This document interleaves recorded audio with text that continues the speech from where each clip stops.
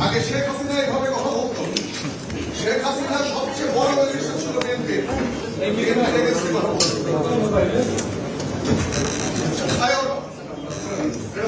চাঁদাবাজ এর বিরুদ্ধে সবসময় আমাদের কথা বলতে হবে। যারা চাঁদাবাজ, যারা মামলাবাজ, যতই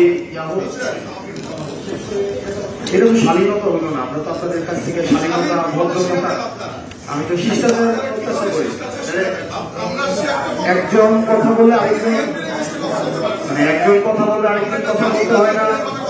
এটা মিনিমাম যদি আপনার এই সংস্থা না থাকে আমি খুবই দুঃখিত। একজন কথা বললে আরেকজন কথা বলতে হয় না। এই ভদ্রতাটাই আপনারা শিখে নেন।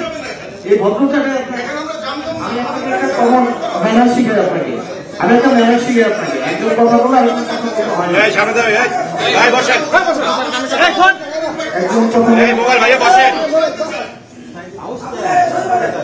একজন কথা বলে আরেকজন কথা বলতে হয় না। আপনি বললেন আপনার কাছ থেকে আমরা শিখবো,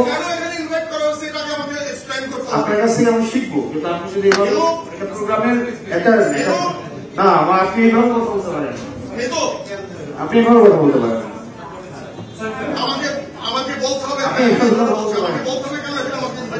আপনি এইভাবে বলতে পারেন না, আপনি এইভাবে কথা বলতে পারেন।